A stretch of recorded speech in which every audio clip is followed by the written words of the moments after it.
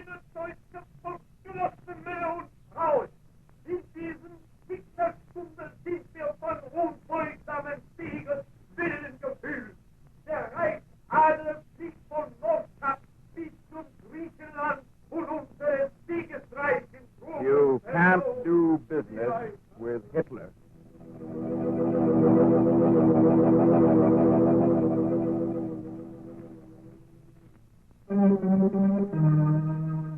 We are now at war.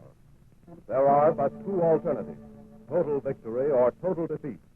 There can be no such thing as a military stalemate that would result in the survival of Hitlerism. That is the opinion of a man who knows. Douglas Miller, for 15 years commercial attaché to the American Embassy in Berlin. Presenting a radio series adapted from Mr. Miller's book, You Can't Do Business with Hitler. Episode 2, Broken Promises.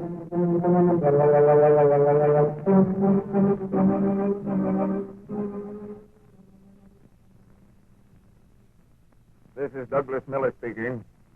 To win this war, we must do more than defeat the armies and navies of the Axis powers. We have to exterminate the Nazi Party. You can't kill a weed unless you pull out the roots. The Nazis must never again be able to carry on the same vicious kind of propaganda and trade attack they used before this war started. I said trade attack. I mean by that international trade, as the Nazis practice it, is a weapon. A weapon to soften up enemies for the military blitzkrieg that follows.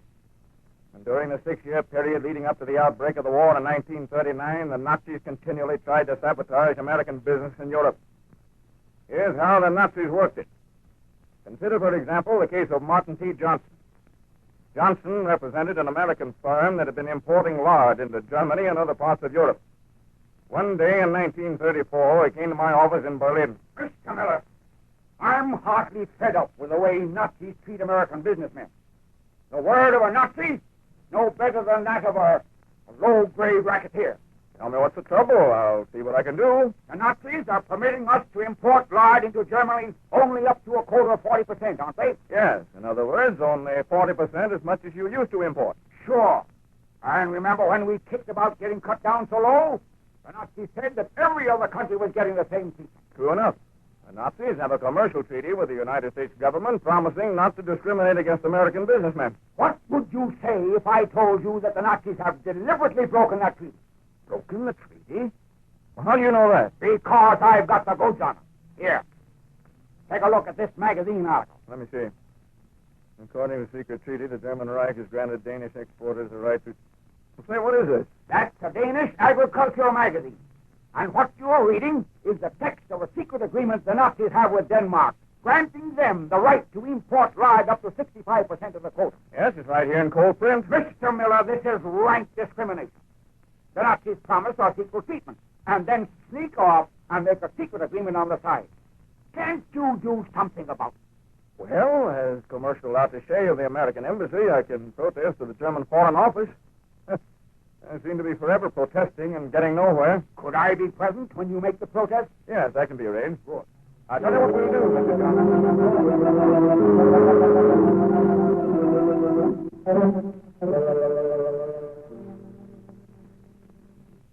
The following day, Mr. Johnson and I called at the German Foreign Office. We were ushered into the presence of a certain Nazi official. But I assure you, Herr Miller, this company of Mr. Johnson's is being treated as fairly as those of any other country. I don't think so, Herr Hoffman. You're only permitting Mr. Johnson to import lard up to 40% of the quota. I happen to know you're letting the Danes import lard up to 65% of the quota. Do you call that fair treatment? Nein, Herr Miller. That is preposterous. No such discrimination exists. Mr. Johnson, show Herr Hoffman that magazine article. With pleasure. Take a look at this, Herr Hoffman. But what is it? It's the text of your secret agreement with Denmark. That's what it is. A secret treaty with Denmark? Haven't you ever seen that treaty before, Herr Hoffman? Well, now that you mention it, Herr Miller, I have, yeah. In fact, I have a copy right here in my desk. So you knew right along then. This is the dirtiest piece of underhanded crookedness I've ever seen. Herr Johnson, I am deeply shocked.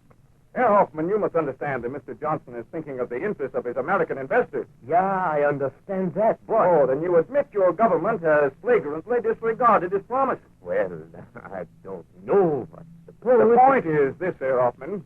What would you advise us to do now? I suppose you can submit a protest. I've already submitted a number of protests, most of which weren't even answered. Well, that is the only advice I can give you. I see. Well, then, thank you, Herr Hoffman. Come, Mr. Johnson, I think we'd better run along. Yes, I suppose so. Herr Miller, just a moment. Yes? You and I have always been friendly, Herr Miller. I hope this little incident will not disturb our personal relationship. After all, you understand that. Well, to understand, I must make a living somehow. Heil Hitler. Come and see me again. Any time I can help you, gentlemen. Good day, Herr Hoffman. Well, Mr. Miller, that's that, I guess. I'm afraid so. I'm sorry I couldn't help you, Mr. Johnson. No, that's all right. It represents a loss of millions of dollars for my company. But after all, you're not responsible. There's only one thing to do, Mr. Johnson, and if I were you, I'd do it. What's that? Get out of Germany and stay out. You might as well face it. You can't do business with Hitler.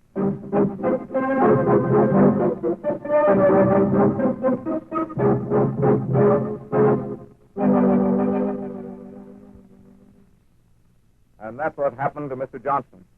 This case is typical of hundreds of others. Sounds unbelievable, doesn't it? But if you want proof, get the September 1940 issue of the Annals of the American Academy of Political and Social Science. Turn to page 51 and read how, because of the Nazis' treacherous tactics, lard exports from America to Germany dropped from 93,000 tons in 1929 to a mere 55 tons by 1937. Remember, when you're dealing with the Nazis, you're dealing with men who will use any gangster method to get the best of you. Blackmail, for instance, a favorite Nazi device. I remember the representative of a soft drink firm who came to my office. Mr. Miller, my firm is having trouble with the Nazi authorities. I'm afraid there are a lot of people in that boat, Mr. Hartman. We were doing fine before Hitler came to power, but we've had nothing but trouble since. Just what kind of trouble are you having?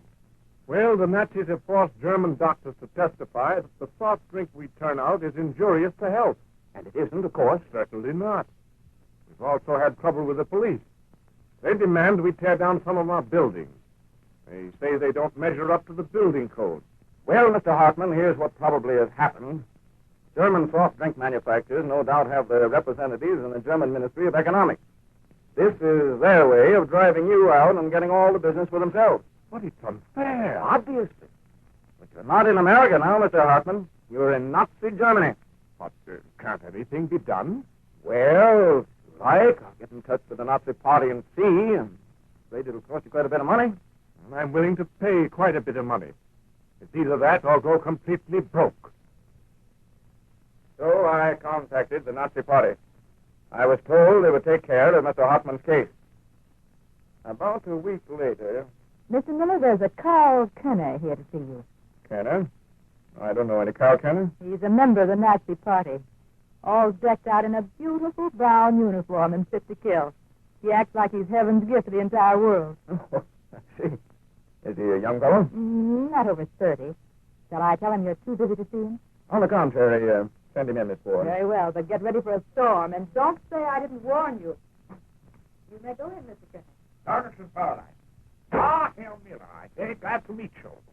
I am Karl Kerner, propaganda leader of the province of Saxony. Heil Hitler. How do you do, Herr Kenner? Won't you be seated? No, thank you. I prefer to stand.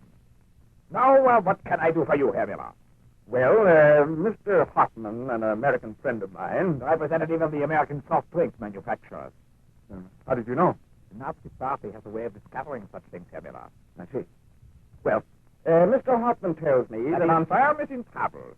That he is afraid the authorities might drive him out of business, and he wants you to help him, yeah? Yes, that's just about it. That's precisely it, Herr Miller. Now, I am the man to extricate your friend from his difficulties. That is, if he wants my help. I'm sure he would welcome your help. Good. Then here is what he must do. Appoint me a member of his board of directors. Oh, I see. And what salary would you expect your Kenneth? $800 a month. $800 a month. Precisely. Well, I'll have to consult Mr. Hartman about that. Are you sure you can help him? Absolutely. I'm already helping 17 other companies who are having similar difficulties. I very much enjoy helping foreign firms. I see.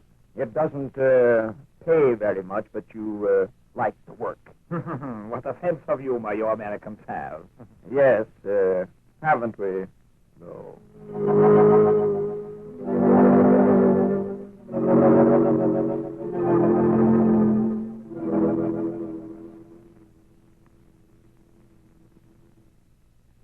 Persecuting foreign firms and then making them pay off to relieve the pressure is an old trick of the Nazi Party leaders.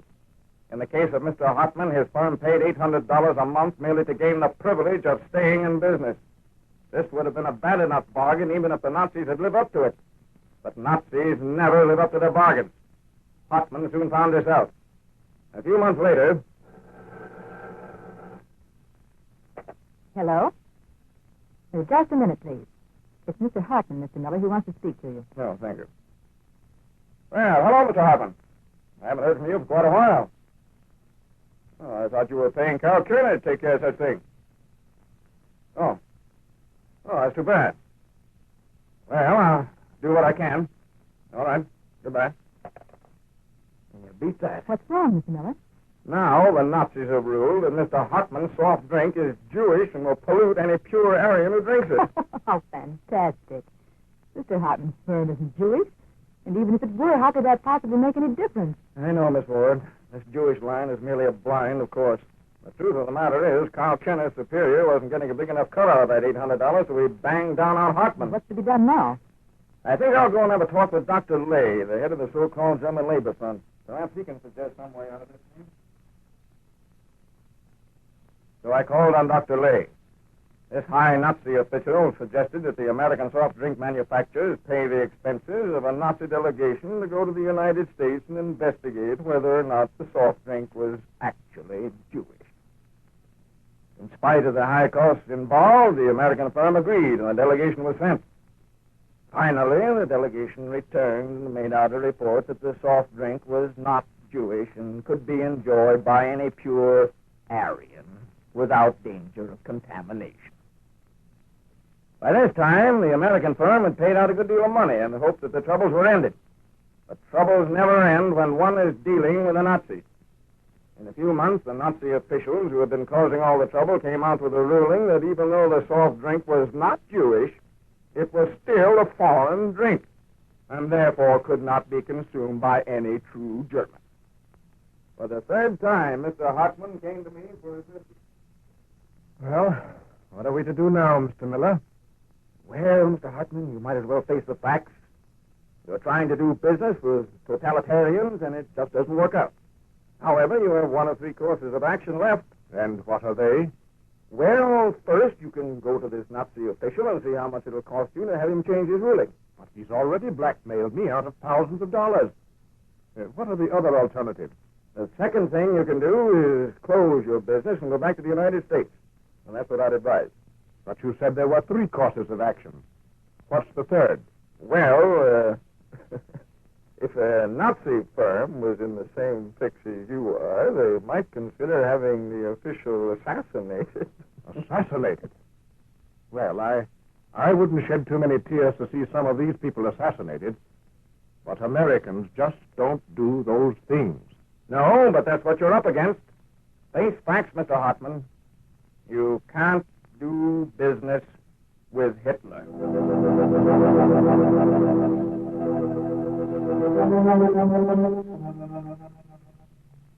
You have been listening to the second broadcast in a series entitled You Can't Do Business with Hitler. This series relates the actual experiences of Douglas Miller, who was for 15 years commercial attaché to the American Embassy in Berlin. Listen for the third broadcast in this series, which is entitled No American Goods Wanted. This program is prepared and directed by Frank Telford and brought to you by the Office for Emergency Management in Washington.